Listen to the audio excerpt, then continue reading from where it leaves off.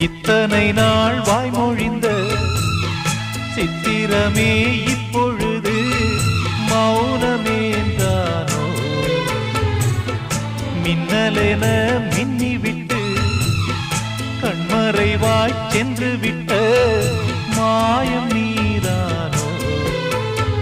உன்னால் வந்த காதல் உன்னால் தானே வாழும்.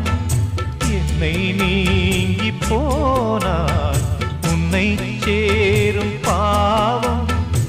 எனக்கொரு அடைக்கலம் வழங்குமோ உன் இதயமே? அன்பேவா அருகிலே என் வாசல் வழியிலே உல்லாச மாளிகை